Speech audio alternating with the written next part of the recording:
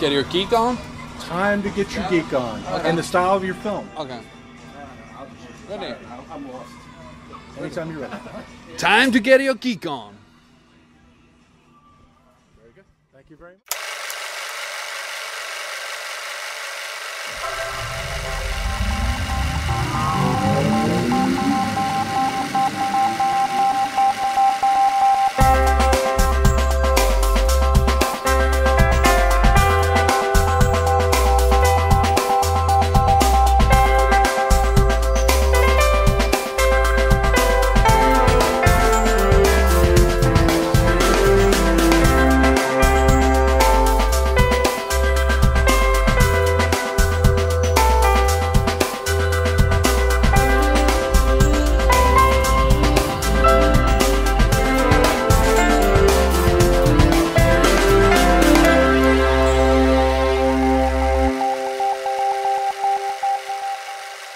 Well, hello movie geeks out there. This is Dean Treadway with Movie Geeks United here at the Atlanta Film Festival. I'm sitting here with my good friend Brad Slaton with Cinemascene.com, and then also my good friend Adam Long with Cinemascene, a great movie-related podcast. And we're here covering the festival. It's first. I know this is your first time here. My first time. Absolutely. And you haven't been to the festival in a little while, right? Yeah, yeah. It's been 2 years. So. Is there what have you seen in the program that excites you as far as the festival goes? Saw Joe yesterday at a press screening. The new David Gordon Green movie, which is the opening night film at the festival. David Gordon Green's Joe with Nicolas Cage and Ty Sheridan. Who else is in it? No one I really knew name-wise. Gary Poulter, who plays the father. Not an actor's first movie. He was homeless, but he nails it. I mean, he really, unfortunately, if he hadn't passed away, I think he'd be... He passed away, like how long after the shoot? Just like very shortly after the shoot? 3 or 4 months, I believe. Is he an older guy? Yeah, he's an older guy, but amazing. You'll see it, when you'll see it. He's an amazing actor. There were questions. We did the roundtable this morning with David Gordon Green and Ty Sheridan at the W Hotel here in Atlanta, and that was one of the first questions that popped up was about Gary Poulter. Yeah. So obviously he's somebody that really... He leaves a mark. He does his own thing. It's very interpretive. I'll put it that way. Not to spoil anything for anyone. I can't wait to see it. We're going to see it tonight at 7 or 7:30, something like that. But I want to, Brad, you had brought up this. There's a podcast kind of controversy going on. Yes. And tell us a little bit about this controversy that's brewing out of Texas here. There is a company, it's Personal Audio, that essentially is a dummy company set up that buys patents on technology and then goes out and sues people. So currently, Personal Audio is suing Adam Green, Personal Audio is the name of the company. It's the name of the company. So suing Adam Carolla, suing NBC, and suing ABC. And they've already won a thing against Apple, right? Yes, yes. And this patent is what? Now listen to this insanity. What this patent is he didn't even create this. Correct. He bought it from somebody. But tell the viewers what the patent is. He bought the patent on releasing episodic content in a serialized fashion. So basically he bought the patent on like things that have been, we've been doing these kind of things since radio started back in the 20s or whatever. Serialized episodic content. So this guy is going around and suing people simply because of they have numbered episodes of whatever it is that they have. And you said that you told me that he's based in a small Texas town, and so that's where the cases are going to be tried. And he knows everybody in the town. Everyone knows each other. The judge knows everybody. The jury knows everyone. It's a scheme. It's essentially what Adam Carolla is calling him is a podcast or a patent troll. So he has a site, fundanything.com/patent troll, PATENTTROLL. And that's where you can help fund Adam Carolla's case, because if Adam Carolla pays or Adam Carolla loses, he's already sent this company's already sent letters to Chris Hardwick with The Nerdist, Mark Maron. It's just going to trickle down where either the personal audio is going to sue or demand a license from everyone that has a podcast. And then, but we're not just talking about podcasts, too. We're talking about TV shows. We're talking about on demand, iTunes, any kind of serialized thing that's on the web. You know, like Felicia Day's show or whatever. You know, it's like, or beyond. You know, Between Two Ferns and stuff like that. I mean, that's ridiculous. Just be careful and don't say "to be continued." Exactly. And don't number your episodes and don't have a title. Yeah, exactly. But that's absurd. It's absurd, and it's from talking to Adam's assistant on my show. They believe the fact that Adam came out and said he's the world's largest podcaster, which he is. But I think they picked the wrong person to fight with. In all this. So it's just a matter, though, because to me, common sense doesn't always win out. That's true. Some ludicrous things actually pass, and this guy's actually won against Apple on a separate suit. And then when was this suit brought to that town I think that was over Texas? It might have. I know he's taken other things in front of, like he owns a group of patents, and he sued Apple on one part of some patent, and then came back like 2 years later and sued him on another sub-article of the same patent. By the way, what a miserable way to make your living. I mean, okay, you might be able to get you a Cadillac or whatever afterwards, but I don't see how he can even look himself in the mirror and feel like he's anything close to any kind of pride or anything in what he does. That's just absolutely absurd. It's insane. And that's why, you know, me and Nathan, my co-host, and we've put the word out. It's important to support him. I know, like I tell my listeners, yes, Adam Carolla is not a destitute man, but a huge lawsuit with lawyers and everything else. If this fails, the rest of podcasting, like you were saying, episodic TV, it's wide open to either be sued for $3 million or to pay a licensing fee. And what they're doing, if they get enough money to cover the costs, whatever they get extra is going into a pot to where if my podcast gets sued, I can go to them and they'll help me. I see. If your show gets sued, you can go to them and they'll help you pay the costs with whatever's in the pot left over. Right. So it's really, I mean, for people that enjoy the exchange of free ideas over the internet, over, you know, social media, it's a no-brainer.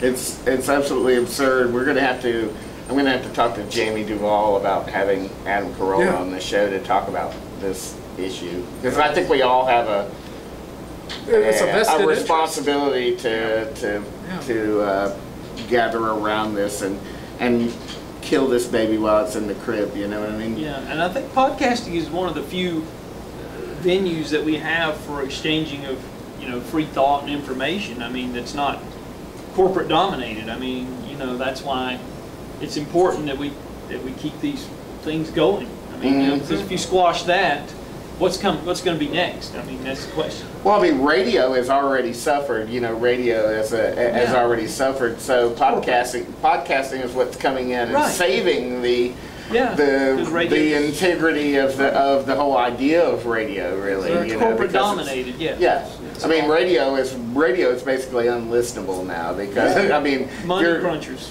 You're listening to the same songs over and over again, and all the same voices, and not you know. I mean, the best you can do is NPR, and that's about it. You know? Style over substance. Yep. But that's what, you know, and like Adam's assistant mentioned in the show, you know, 2 years ago, podcasts were a joke to everyone. Even comedians had jokes about it.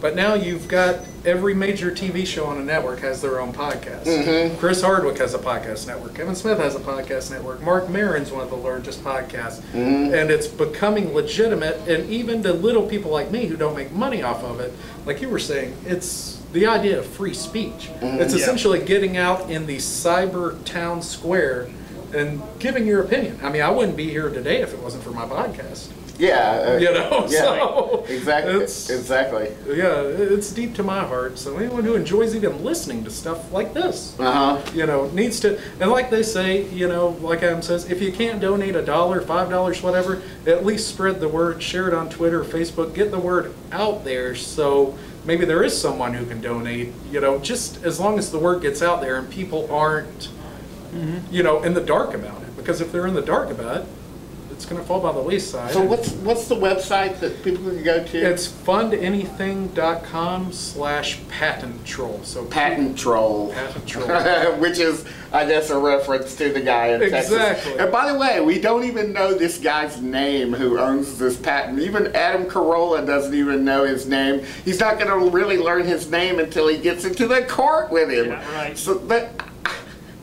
What's going on with this? And I don't think he looks like the troll in the 80s horror film either. He's not really a troll. So No, but what I've been phrasing it is we all need to band together and put him back under the bridge. Right, yeah. You know, back where he goes, Yes. under the bridge. Yes, Just let- no tolls either, No. crossing the bridge either. Please, no tolls. Exactly.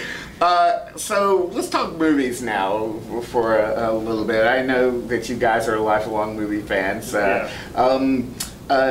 And I know that you're particularly, Brad, you've kind of centered in on films and genre films in that light. What is it that you like about horror movies, and what was the first horror movie that really made an impression on you? The first one that made an impression on me was my parents took me to the theater to see Gremlins at the age of 3. Right. And that Joe Dante goodness, you know, and I think that's where my lifelong obsession with Phoebe Cates comes from. I think we've all been fascinated with Phoebe If you're of a Cates. certain age. Exactly, but I think that's where that started, and I think it's just I lean more towards the early stuff, even going back to the 30s with Universal, and you know the 50s and the 60s and the Hammer in the 70s. We were talking about UK horror movies, yeah. how well they have a real good handle on things, you know, with the Amicus stuff and the Hammer. It used to be where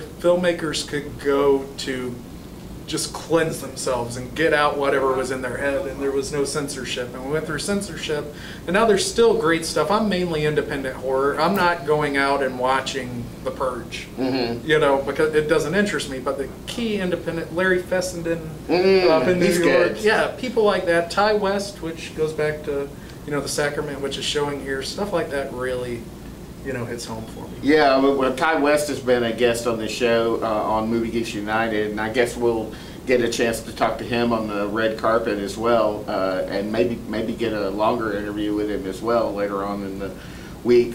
Yeah, I'm a huge horror fan too, but I like the best of the best, and I don't have a lot of patience for the things that are just merely part of the genre, and that's it. Some people will just watch anything that's horror, and they'll be like, oh, it's cool as long as it's horror. But well, it has to be a good movie. It has to be a good movie for me.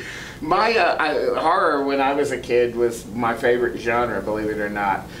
Same here. But I think that's. Don't you think that's true for just about all childhood childhood movie fans? Well, my daughter's the same way. She's just a tremendous chip off the old block. But I think as she gets older, she's going to be like myself. Yeah. You know, because you realize, I think what it is, when you're a kid, you love being scared, and then when you get older, you realize that life is scarier than horror films, and so you want to have the communal experience with other people. And the things that the struggles they've gone through just to live, just to get through life, you know, and that to me is scarier. I mean, the death of friends and loved ones and things like that. that's scarier than any horror film. And Yeah. that's why, you know, the heavy dramas hit me as I got older, you know, to that point. You know what's a great movie too? I don't know if you guys have seen this. I consider this a horror movie, but have you ever seen Targets? Yes, Boris Karloff. Boris Karloff. That's a great. perfect. That's a perfect movie to talk about that schism between classic horror, because he played Boris Karloff in the movie. It's Peter Bogdanovich is one of his first movies. Yeah. His first major film. Yep. And in the film, Boris Karloff is kind of playing himself, really, and he's deciding to retire from movies because real life has become a lot scarier than the movies have. And then meanwhile, the movie is kind of cut in half. There's like one scene with the Boris Karloff character, and then it cuts over to just a normal guy, or who he looks like a normal gun enthusiast, who slowly decides to go on a killing spree. So the movie is kind of these two different worlds and how they collide, and you know, in the end, you're forced to reconcile that, yeah, real life is scarier than horror movies. Well, that's funny you say that about Targets, because I always consider, people ask me, well, what's your favorite horror film of the last 20 years? I always say the scariest thing I've ever seen, you know, put 20 years or maybe in my entire life, is Requiem for a Dream. I'm like, that's a horror film. That is. You know, I like it when you know, I enjoy it when there's a new spin taken on the genre. I also like it when there's a movie that comes out that, to me, screams out, this is a horror movie, but most people don't realize it's a horror movie. Let me give you a couple of examples. Well, Targets is one, but also like Todd Haynes' Safe with Julianne Moore, where she's being stalked by the modern day chemicals, and she's got an extreme allergic reaction to chemicals. She's just a normal housewife, but that movie is totally like a horror film to me. I mean, like a Cronenbergian type of horror film. But then also you got things like Deliverance or something, which is, by the way, Deliverance was the first opening night movie for the very first film festival, Atlanta Film Festival, back in '72. Nice So bit of just an interesting Nice bit of trivia. But even Deliverance to me is a horror film. I mean, you know, Sure it takes place in complete daylight, but you know. That's what my for the father most part. always said. He saw it in the theater when it came out, and he said, you know, that was scarier than anything in real life because it could actually happen. You know? But wouldn't you have loved to have been in that audience that night when they saw Deliverance for the first time? Talk about uncomfortable. Didn't know what was going to happen. Never seen anything like it in the history of movies, and really there hasn't really been anything like it since either. I wonder really. if Ned Beatty was in the audience that night. You know, I talked to Ned Beatty. I'm sure he was. But I talked to Ned Beatty back in the '80s in connection with switching channels, which is that thing that he did with Burt Reynolds and Kathleen Turner. They reunited. Yeah, but and he signed. I pulled out my Deliverance poster, and he signed it. And he signed it to Dean. Watch out for them outdoor types. No, that Beatty. So, you know, he's... At least it wasn't Squeal Piggy or anything. Yeah. Much funnier than that, yeah. He says that, I've heard him say this is unrelated, of course, but then we're getting off topic, but he says that when he walks down the street that people still yell at him. They'll go, Squeal Piggy, and he says it just irritates him to no end. That would be the last. I would never do that ever. I might go. Are we going to Addis Ababa, Mr. Luthor?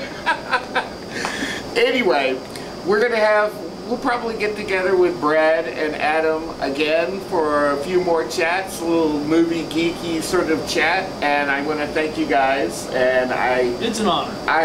And once we see some more films at the festival, we'll be able to get together and talk about them. And by the way, also, you can read some of my reviews of at least 13 or 14 movies at the festival on filmmakeability.blogspot.com, which is my blog, that I do, and you can check out a lot of my other articles. Okay, there's over 500 articles on there, so you'll definitely be able to find something that'll interest you. So, till we get together again, this is Dean Treadway, Movie Geeks United, signing off. See you later. Thanks, guys. Special thanks to the Highland Inn, Atlanta's best kept secret. For reservations, you can contact them by phone at 404-874-5756 or on the web at www.thehighlandinn.com.